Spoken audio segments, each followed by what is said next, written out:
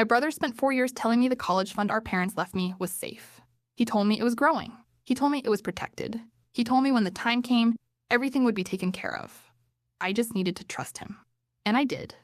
For 4 years. Then one Tuesday afternoon, sitting in my school counselor's office, I pulled up the account for the first time.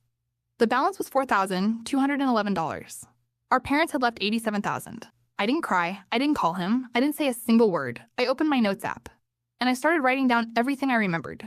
Because I already knew, the way you know things before you can prove them, that what happened to that money wasn't an accident.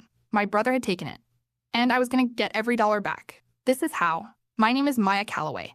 I'm 19 years old. And I need to start from the place where everything that came later became possible. Not a courtroom. Not a lawyer's office. A hospital waiting room. Thursday night in November. I was 14. A cup of vending machine coffee is going cold in my hands. My parents, Robert and Susan Calloway, were killed in a car accident on the interstate 3 weeks before Thanksgiving. A truck driver fell asleep at the wheel.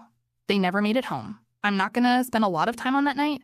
Not because it doesn't matter, it matters more than anything. But because this story isn't about losing them. It's about what my brother became when no one was watching closely enough. And what I did about it. At 14, standing in that hospital hallway, I had no idea my brother had already decided what he was going to do with the money. Looking back, I think he'd made that decision before the funeral was even over. Ethan was 21 when our parents died. 6 years older than me. Already out of college. Already working. Already, in most ways, the functional adult of the two of us. The arrangements happened fast. Too fast for me to fully understand what was being decided. Our family attorney, Patricia Howe, the same woman who drafted my parents' will, sat at my grandparents' kitchen table 2 weeks after the funeral and explained everything. My parents had been careful people. My father was an accountant.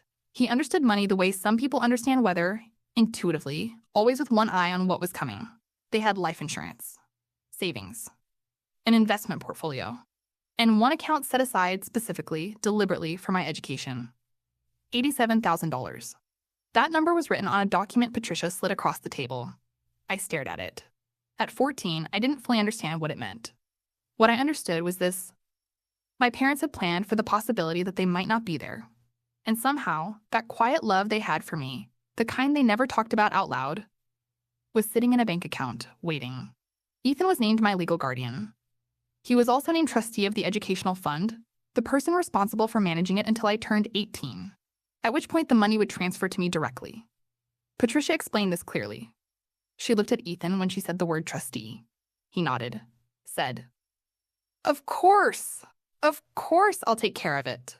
He said it with the weight of the occasion behind it. I believed him. And looking back, I think in that moment, he meant it. But intentions and actions are different things. And a lot can happen in 4 years when no one is checking. Here's what I know now that I didn't know then. The moment someone becomes the only person watching over your money is the moment you need to be watching them. We moved into an apartment together, Ethan and me. 2 bedrooms. A quieter part of the city. He paid rent from his salary.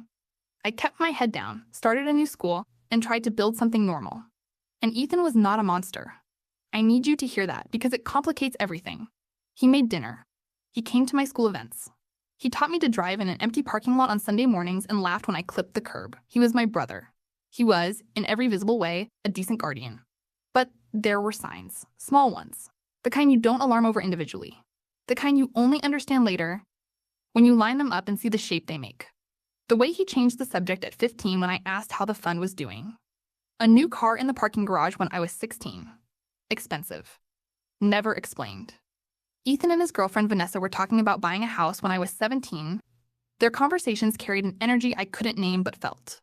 And when I reached out to Patricia Howe, asking for an update, she said she'd contact Ethan. I never heard back. I noticed. I filed it away. And I kept trusting him. Because when you're a teenager who has already lost too much, trust is very hard to question. Until you have no choice. March, junior year. College counseling appointment with Miss Walsh. She's walking me through financial aid applications. She asks me to pull up the educational fund account so we can include it in the FAFSA. I type in the login Ethan gave me years ago, half expecting it not to work, half expecting a full balance that would confirm I'd been worrying for nothing. The page loads. Account balance. $4,211.08. I read it 3 times. Miss Walsh is saying something I can't hear. $87,000, my parents' quiet, deliberate love for me, reduced to $4,000. I closed the laptop. I said, I need a minute. And then I opened my notes app. Not to cry. Not yet. Not there. I was going to remember everything. And then I was going to act. Here's what I did in the 72 hours after that appointment. Because I think it matters more than anything that came later. I didn't confront Ethan. I know that's the instinct. Walk through the door, slam something down, demand answers. Let the shock become noise. But I had spent 4 years being the manageable one.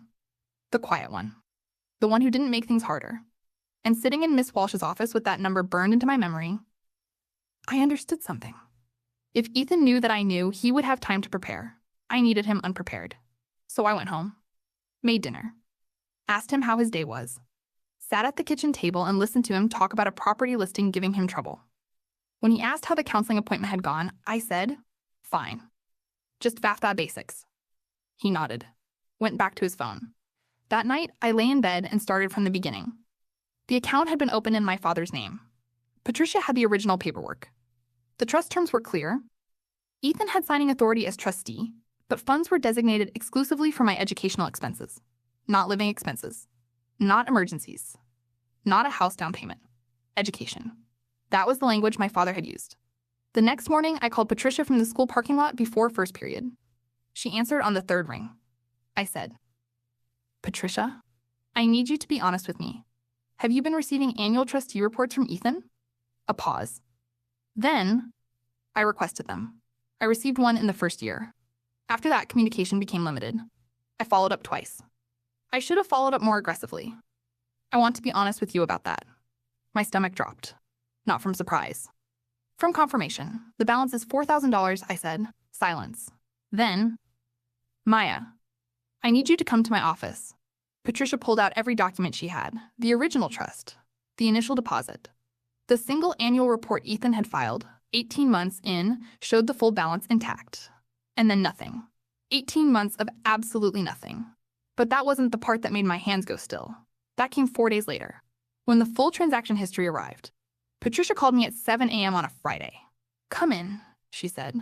Bring something to write with. I sat in her office and read through 14 pages of account statements while she highlighted entries in yellow. The withdrawals had started 16 months after my parents died. Small at first, 500 here, 800 there. The kind of amounts that could be explained. Administrative fees, minor expenses, then larger, 3,000, 6,000, 12,000 in a single transaction. That last one was dated 3 days before Ethan and Vanessa's house closing. I set the papers down. He bought a house, I said. Patricia nodded slowly. The car, I said. 2 years ago. The vacation they took last spring. She looked at me with an expression I couldn't fully read. Part professional gravity, part something that looked like sorrow. I should have pushed harder for those reports, she said again. She was right. And I didn't say anything, because sitting there with the transaction history in my hands, I understood something that I needed to hold clearly. This wasn't just Ethan making bad choices. This was everyone around me assuming someone else was watching. No one was watching, except me. And I had started too late. But not too late to do something about it. I picked up the papers. What do we do? I asked. Patricia opened a new folder. We built a case, she said. Over 3 weeks, we documented everything. Every transaction. Every date. Every amount that couldn't be explained as a legitimate educational expense. Total taken, $82,740. Over 26 months. While I was sitting at the kitchen table asking how his day was. While he was saying, Vinny, everything's fine. Just focus on your grades. But that wasn't the part that stopped my breathing. The part that stopped my breathing was buried in the documents. In a section I almost missed. A signature. My signature. On a withdrawal authorization form dated 14 months earlier. A signature I had never written. I stared at that document.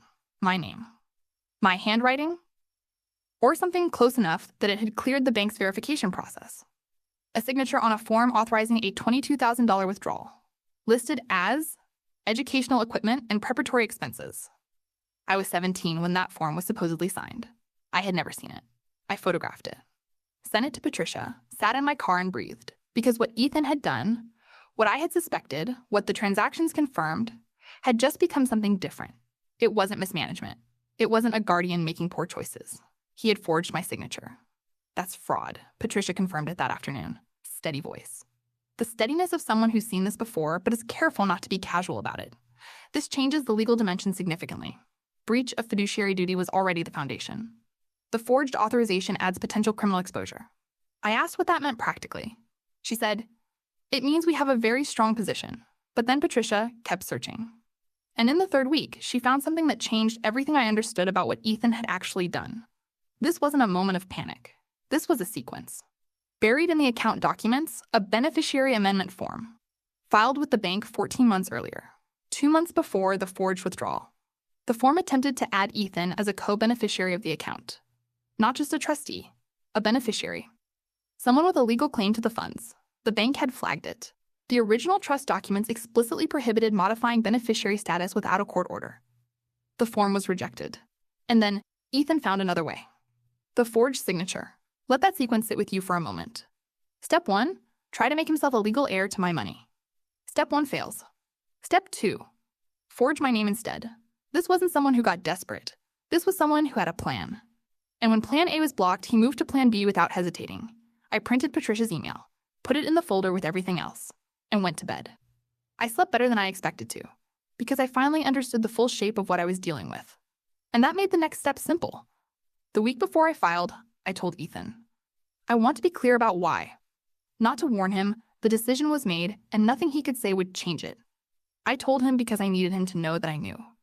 Because 4 years of silence felt like something I had carried long enough. It was Sunday evening. Vanessa was out. We were watching a cooking competition show he'd always liked. I turned the volume down. Said his name. He looked at me the way someone looks when they're not expecting anything serious. I said, I pulled up the college fund account. His face didn't collapse. It shifted. The way a room shifts when a window opens and the pressure changes. He said, Maya. I said, there's $4,000 left. There was $87,000. He looked at the muted television screen. Then he said, I was going to fix it. I always planned to put it back before you needed it.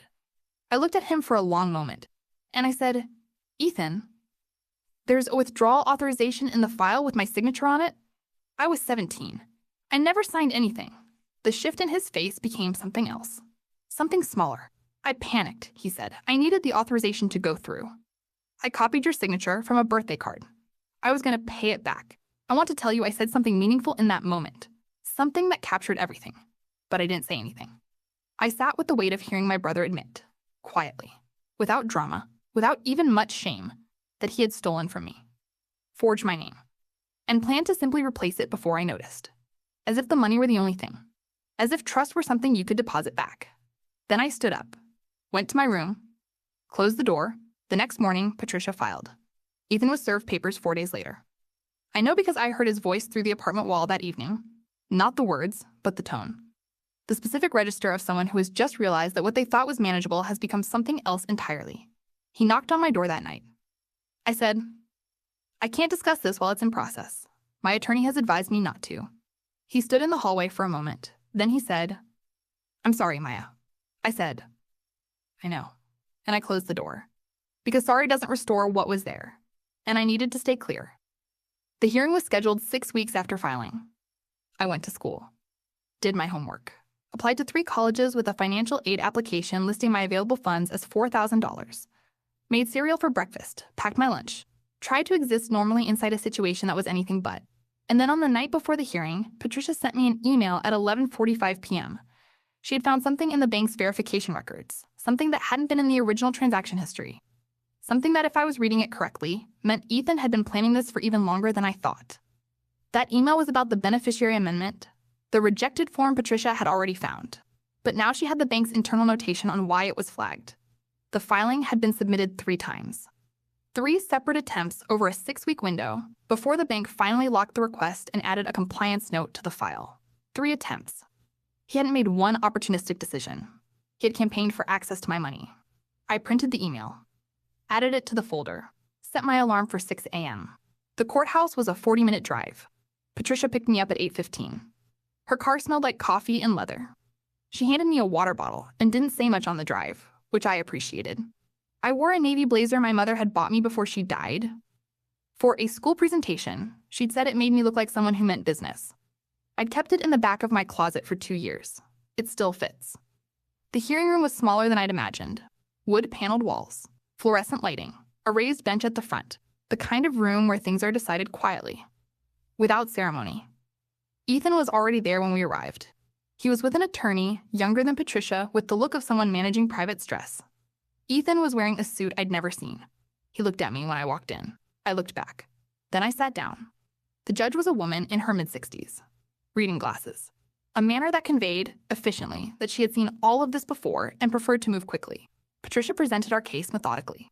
The original trust document, the terms, educational expenses only, the initial balance. The single trustee report was filed 18 months in. Then the full transaction history flagged and dated.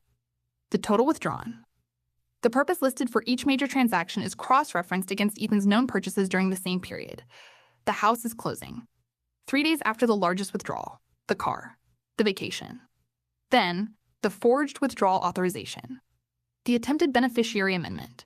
3 attempts over 6 weeks. The judge reviewed each document without speaking.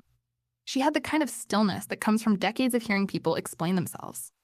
Ethan's attorney argued carefully. The withdrawals were made with the intention of repayment. His client had always planned to restore the funds. The authorization form had been signed under a misunderstanding of the trust terms. His client had not acted with malicious intent. The judge looked at him over her reading glasses. "The forged signature?" she said. "Walk me through the misunderstanding that explains a forged signature." A pause. "My client acknowledges that the authorization form contains a signature that is not a forgery," the judge said. "The word is forgery." The attorney adjusted his notes. "My client acknowledges the irregularity of the authorization form and would like to..." The attempted beneficiary amendment, the judge continued, filed 3 times over 6 weeks. Then rejected. Then circumvented through the forged document. "Does your client wish to speak to the sequence?" Ethan's attorney glanced at Ethan. Something passed between them. "My client acted under financial pressure and made decisions he deeply regrets." The judge set down her reading glasses. "I don't doubt that he regrets them," she said. "Regret is significantly easier than repayment." She looked at the transaction history. This trust was established by 2 deceased individuals for the sole purpose of funding their minor child's education. The trustee, their adult son, withdrew $82,740 over 26 months for personal use. He attempted to legitimize his access through a beneficiary amendment, filed 3 times and rejected, and then forged the beneficiary's signature to authorize withdrawal. The beneficiary was a minor at the time of the forgery. She paused. "This is not a complicated case." She asked Patricia if we were seeking full restitution. Patricia said yes. Full restitution of the withdrawn amount. Statutory interest from the date of the first unauthorized withdrawal. Legal fees. The judge made a note. She asked Ethan's attorney if his client had assets. The pause that followed said everything. The judge looked at Ethan directly. "You purchased a home 18 months ago." Ethan said, "Yes. With funds from this account." A longer pause. His attorney placed a hand on his arm. "In part. Yes." The judge nodded once. Made another note. "I'm entering judgment in favor of the plaintiff. Full restitution of $82,740, plus interest from the date of the first unauthorized withdrawal, plus documented legal fees. I'm also referring the forged authorization document to the district attorney's office for review." She gathered her papers. "Counsel will have the written order by the end of the week." And it was over. 40 minutes. The same amount of time it had taken to drive there. I sat for a moment after the judge left. Patricia placed her hand briefly near mine on the table, not touching, just present, and said quietly, "You did well." I looked at the empty bench. I didn't feel triumphant. I felt something that didn't have a clean name. Relief, grief, exhaustion, all folded together. The specific weight of something you've been carrying for a long time, finally being set down. Across the room, Ethan was bent in conversation with his attorney, heads together. He didn't look at me. I stood up, picked up my folder, walked out, found a bench near the window, looked out at the parking lot, the gray morning sky, and the bare trees lining the sidewalk. Patricia sat down beside me 5 minutes later. "What happens now?" I asked. "He has 30 days. Given the house, he'll likely need to refinance or sell to cover the restitution. His attorney will advise him. And the DA referral? That's out of our hands." I nodded. "I don't want him in prison," I said, and I meant it. "I just want what my parents left me. That's what we asked for. That's what the judge ordered." I looked at the trees. "Thank you," I said. She said, "Your parents would be proud of how you handled this." I didn't reply. I just sat there and let myself feel it. 3 weeks after the hearing, Patricia called on a Wednesday afternoon. The restitution had been processed. Ethan had refinanced the house with a second mortgage against the equity. The full amount, plus interest, plus legal fees, was transferred to a new account. In my name only. $91,418. More than my parents had originally set aside once interest was calculated. I sat with the confirmation on my laptop for a long time. Then Patricia said, "There's one more thing." She paused the way she paused when she was choosing words carefully. "Your parents left a letter in the original trust envelope, addressed to you. I was instructed to give it to you when the trust was formally closed and the funds had transferred. I hadn't known there was a letter. I don't think Ethan had known either. Can you come by the office?" she asked. I was there in 20 minutes. Patricia's office was quiet when I arrived. Evening light through the window. Low angle. The kind that makes everything look slightly more serious than it is. She handed me an envelope. "My name is on the front. My father's handwriting. I recognized it immediately. The slight lean to the right. The way his capital letters were always a little larger than they needed to be." I sat down. Opened it. 2 pages. Careful, unhurried handwriting. The kind he reserved for things that mattered. He hoped, if I was reading this, that the trust had been straightforward. He hoped Ethan had done what was asked.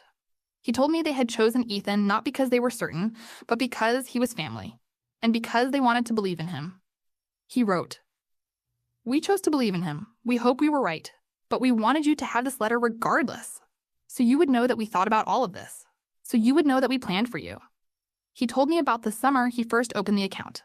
I was 8 years old. He'd driven past the university on the way home from work one afternoon and thought about me there someday. Walking across the campus, studying something I loved, building something. He'd called my mother from the car and said, "We should put something away. For Maya. Now while we can."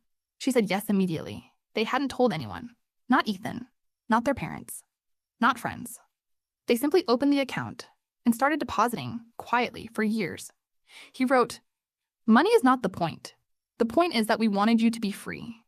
Free to choose something because it interested you, not because it was affordable. Free to take the path that fits you, not the one that fits our limitations. We wanted to give you that freedom ahead of time, before you even knew you needed it." The last paragraph was short. "If anything has gone wrong, if this process was harder than it should have been, please know that we love you beyond what a document can hold. We're sorry we weren't there to navigate it with you. We're proud of whoever you've become in the time since we could be." I folded the letter. Patricia didn't say anything. I sat in the quiet office with my father's handwriting in my hands and let myself feel everything I had been too focused to feel for 3 months. The grief.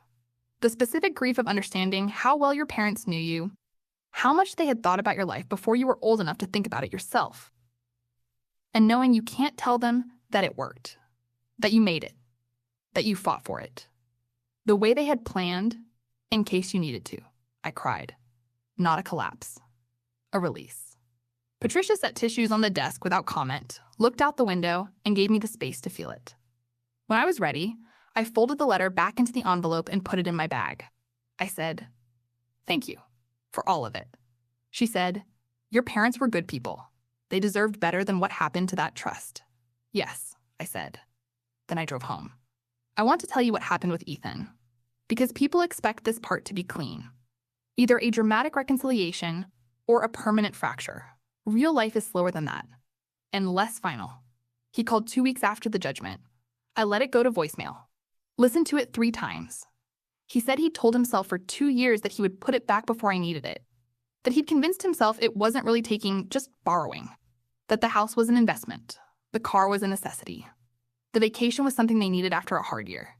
He said he knew now that none of those explanations was real. That they were stories he told himself so he didn't have to look at what he was actually doing. He said, "I took from you. From Mom and Dad's gift to you. And I have no explanation for that, but I can live with it." I texted him back. 2 sentences. "I heard you. I'll call when I'm ready. I haven't called yet." That's honest. But I haven't deleted his number either. The DA's office reviewed the forged document. They declined to pursue criminal charges, no prior record, full compliance with the civil judgment.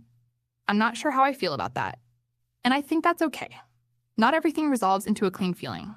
I enrolled in an environmental studies program, 3 hours from home. Campus surrounded by trees, which felt right. My dorm room has a window that faces east. Gets the morning light. First morning there, I sat on the windowsill with a cup of coffee before my roommate woke up. Looked out at the trees. I thought about my father calling my mother from the car. We should put something away. For Maya. Now, while we can. They did. And I kept it. Here's what I know now that I didn't know when I was sitting in Miss Walsh's office staring at a number that didn't make sense. Trust is not the same as verification. Love and accountability are not opposites. Loving someone does not mean assuming they're doing the right thing when you could simply check. Filing legal paperwork against your own brother is one of the loneliest things you can do. And also, sometimes, one of the most necessary. The people who plan quietly for you, who set things aside and say nothing about it because they want to protect, not impress, those people are rare. What they leave you is worth fighting for. My parents left me $87,000. My brother spent 4 years taking it. I spent 3 months getting it back. He thought the money was the only thing he could take. What he didn't understand, what he never understood, is that he could take every dollar and still leave behind the most important thing, the letter. The proof that two people sat down before I was old enough to understand what they were doing and planned for me. That was the one thing he couldn't touch. If you're listening to this and you're carrying something someone told you was too complicated to fight, hear me. Document everything. Ask the questions you've been told not to ask. Find the people whose job it is to tell you the truth. And let them. Don't mistake your patience for weakness. Don't mistake your quiet for an absence of power. Sometimes the most powerful thing you can do is simply refuse to let something wrong stay wrong. That's all I did. And it was enough. If someone you trusted ever let you down in a way that cost you something real, I want to hear about it. And if someone in your life ever planned quietly for you the way my parents did, tell me that too. Those stories matter just as much. Drop it in the comments. I read every single one. If this stayed with you, share it with someone who needs to hear it. Subscribe. New story every day. I'll see you tomorrow.